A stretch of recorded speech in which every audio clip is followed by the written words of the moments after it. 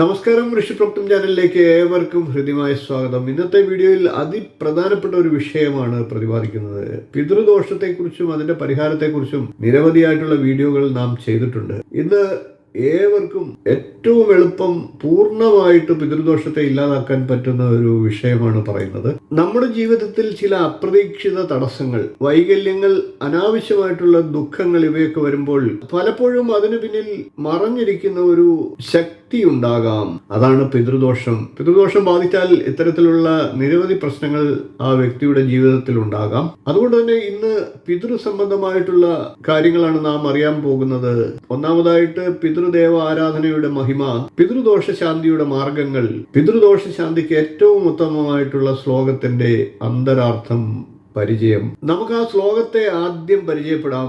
അമൂർത്താനാം ച മൂർത്താനാം പിതൃണാം ദീപ്ത തേജസാം നമസ്യാമി സദാ തേഷാം ധ്യായിനാം ദിവ്യ ചക്ഷുഷാം ഇന്ദ്രാദീനാം ച നേതാരോ ദക്ഷമാരീജയസ്തദാ താൻ നമസ്യാമി സർവാൻ വൈ പിതൃംശ്ചൈവ ഔഷധിസ്ത നക്ഷത്രാണാം ച ഗ്രഹാണാം ച വായു അഗ്ന്യോശ്ച പിതൃനപി ധ്യാവാ പിതൃവ്യോശ്ച സദാ നമസ്യാമി കൃതാഞ്ജലി.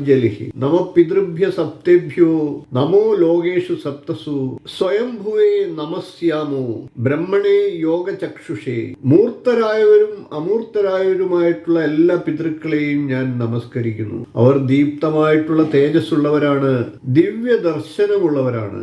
ഇന്ദ്രൻ, ദക്ഷൻ, മാരീചി പോലുള്ള ദേവന്മാരും മഹർഷിമാരും ഇവരെല്ലാം പിതൃക്കളായി ആരാധിക്കപ്പെടുന്നു. നക്ഷത്രങ്ങളിലും ഗ്രഹങ്ങളിലും വായുവിലും അഗ്നിയിലും പിതൃദേവതകൾ സാന്നിധ്യം പുലർത്തുന്നു. അങ്ങനെ സപ്തലോകങ്ങളിലും വാണരുളുന്ന പിതൃക്കളെ ഞാൻ സ്മരിക്കുന്നു, പ്രാർത്ഥിക്കുന്നു, നമസ്കരിക്കുന്നു. പിതൃക്കൾ എന്നത് പിതാക്കന്മാർ മാത്രമല്ല, സൃഷ്ടിയുടെ എല്ലാ തലങ്ങളിലും പിതൃശക്തി നിലനിൽക്കുന്നു. അവർ അനുഗ്രഹിച്ചാൽ ജീവിതം തന്നെ ഉയരുന്നതാണ്, അവഗണിച്ചാൽ തടസ്സങ്ങൾ വരെ ഉണ്ടാകാം. പിതൃദോഷം എങ്ങനെയൊക്കെ ഉണ്ടാകാം എന്നുള്ളത് പരിശോധിക്കാം. ശ്രാദ്ധം, തർപ്പണം തുടങ്ങിയ പിതൃകർമ്മങ്ങൾ ചെയ്യാതിരുന്നാൽ മുൻജന്മ പാപങ്ങൾ മൂലം, പിതാക്കന്മാർക്ക് ആത്മസന്തോഷം ഇല്ലാത്തത് മൂലം, ഇവയെല്ലാം ചേർന്നാലും ശക്തമായ പിതൃദോഷം ഉണ്ടാകാം. പിതൃദോഷത്തിന്റെ ലക്ഷണങ്ങൾ എന്തൊക്കെയാണെന്ന് അറിയാം.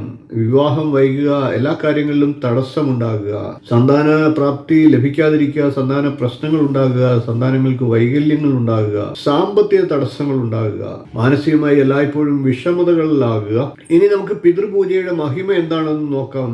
അമാവാസിയിൽ തർപ്പണം നടത്തുന്നതും മഹാലയ പിതൃപക്ഷത്തിൽ തർപ്പണം നടത്തുന്നതും ശ്രാദ്ധ കർമ്മങ്ങൾ നടത്തുന്നതും ഒക്കെ പിതൃദോഷത്തെ ഇല്ലാതാക്കും. ഇവയൊക്കെ നിർവഹിച്ചാൽ കുടുംബത്തിൽ സന്തോഷം, ഐശ്വര്യം, സന്താന സൗഭാഗ്യം, മാനസിക സമാധാനം ഇവയൊക്കെ ലഭിക്കും. ശ്രദ്ധയാ സതതം കർത്തവ്യം പിതൃണാം തർപ്പണം നരോ. അതായത് ശ്രദ്ധയോടുകൂടി പിതൃതർപ്പണം ചെയ്യണമെന്നാണ്.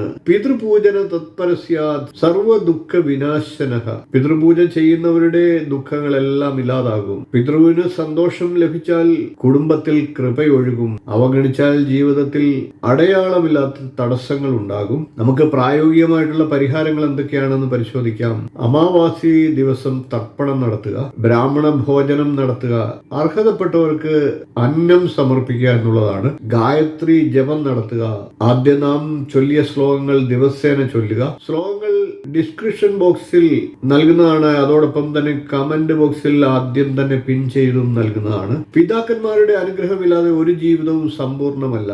അവരെ സ്മരിക്കുക, പൂജിക്കുക. അപ്പോൾ സ്വയം ജീവിതം നമ്മുടെ വഴിയേ വരും. ഈ വീഡിയോ നിങ്ങൾക്ക് ഉപകാരപ്പെട്ടുവെങ്കിൽ ഒന്ന് ലൈക്ക് ചെയ്യാൻ മറക്കാതിരിക്കുക, ഷെയർ ചെയ്യുക, ചാനൽ ഒന്ന് സബ്സ്ക്രൈബ് ചെയ്യുക, നോട്ടിഫിക്കേഷൻ ബെൽ ബട്ടൺ ഒന്ന് ഓൾ എന്ന് എനേബിൾ ചെയ്തു വെക്കുക.